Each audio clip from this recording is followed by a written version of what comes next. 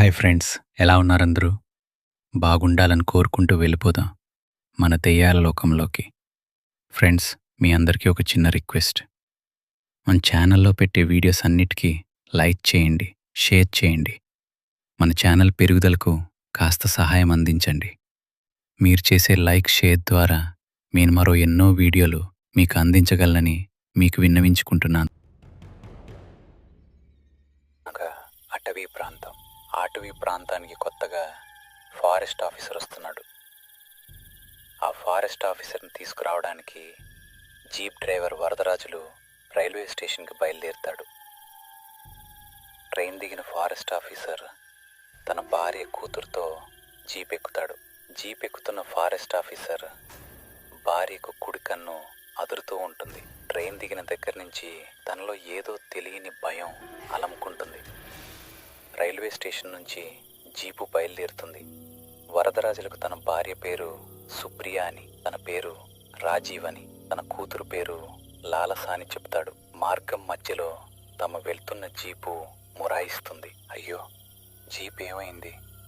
ఆగకూడని ప్రదేశంలో ఆగింది అని భయపడతాడు వరదరాజులు. ఎంత స్టార్ట్ చేసిన జీప్ స్టార్ట్ అవ్వదు. వరదరాజులకు చెమటలు పడతాయి. తాను జీప్ క్యాబిన్ ఓపెన్ చేసి చెక్ చేయడం మొదలు పెడతాడు. ఇంతలో రాజీవ్ ఫ్యామిలీ జీపు దిగి అలా పక్కకు వెళ్తారు. ఇంతలో వాళ్ళకి అక్కడ అతి విశాలవంతమైన పెద్ద బాంగ్లా కనపడుతుంది. ఒక్కసారిగా రాజీవ్ ఫ్యామిలీగా బాంగ్లా వైపు ఆకర్షితులవుతారు. ఒక్కో అడుగు వేసుకుంటూ ఆ బాంగ్లా పైకి వెళ్తారు. ఆ బాంగ్లా చుట్టూ పెద్ద ప్రహరీ కూడా, ఆ ప్రహరీ గోడ కనుకుని తుప్పు పట్టిన అతిపెద్ద ఇనప గేట్లు. ఒక్కసారిగా ఆ బాంగ్లాలో నుంచి లోనికి రండి అంటూ ఒక తీయని పిలుపు.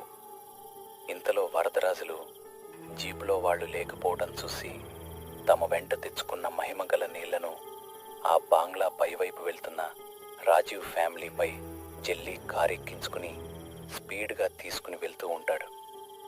కారు అద్దంలో నుంచి రాజీవ్ కూతురు లాలస ఆ బాంగ్లా వైఫై చూస్తూ ఉంటుంది.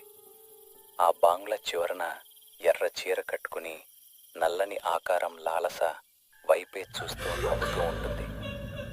వరదరాజుల జీప్ వేగాన్ని మరింత పెంచుతాడు. రాత్రి 10 గంటలవుతుంది. వరదరాజులు క్షేమంగా వాళ్ళని ఇంటికి తీసుకొస్తాడు. ఇంటికి రాగానే ఆ ఇంటి పని మనిషి సగం కాళ్ళ ముఖంతో గుమ్మడికాయ దిష్టి తీస్తుంది రాజీవ్ ఫ్యామిలీకి. భయంకరంగా చేయి చూపిస్తూ ఇంట్లోకి వెళ్ళమని చెబుతుంది. ఆ సగం ముఖం కాలిన పని మనిషిలిన పని మనిషి దిష్టి తీసిన గుమ్మడికాయను ఆ పని మనిషి మెల్లగా అడుగులు వేసుకుంటూ రోడ్డుపైకి వెళ్ళి పగల కొడుతుంది. పని మనిషి వెనక్కి తిరిగి చూడకుండా ఇంట్లోకి నడుస్తూ వస్తుంది. అప్పుడు పగిలిన గుమ్మడికాయలో నుంచి దుర్గంధమైన వాసన వస్తూ ఉంటుంది. అది గమనించిన పని మనిషి తన వెనుక ఏదో నల్లని ఆకారం తనని ఫాలో అవుతుందని గమనిస్తుంది. పని మనిషి ఒక్కో అడుగు వేస్తూ ఉంటే ఒక్కో అడుగుకు ఒక్కో గజ్జల శబ్దం వినబడుతుంది. పని మనిషికి అర్థమైపోయింది తాను మళ్ళీ తిరిగి వచ్చిందని. పని మనిషి పరిగెత్తుకుంటూ వెళ్ళి, అన్నా, మీరు ఆ బంగ్లా వైపు ఏమైనా వెళ్ళారా అని. అవును లక్ష్మి, జరగకూడనిది జరిగిపోయింది, ఇంకా ఆ దేవుడే మనకి దిక్కు అంటూ లక్ష్మి చేతులు పట్టుకుని ఏడుస్తాడు. అన్నా, ఇప్పుడు ఏడ్చి ఏమీ ప్రయోజనం, తను వచ్చేసింది అంటూ ఆ పగిలిన గుమ్మడికాయ వైపు చూపెడుతుంది తన చేయిని. ఆ పగిలిన గుమ్మడికాయలో నుంచి రక్తం బుడగల రూపంలో బయటికి వస్తుంది. అక్కడ ఒక నల్లని ఆకారం అతి భయంకరంగా వేళ్ల వైపే చూస్తూ నవ్వుతోంది. రాజు ఇంటిపై ఒక కుక్క ఎక్కి ఆకాశంలోకి చూస్తూ గట్టిగా అరుస్తుంది. నెక్స్ట్ ఎపిసోడ్లో మళ్ళీ కలుద్దాం. సబ్స్క్రైబ్ చేయండి.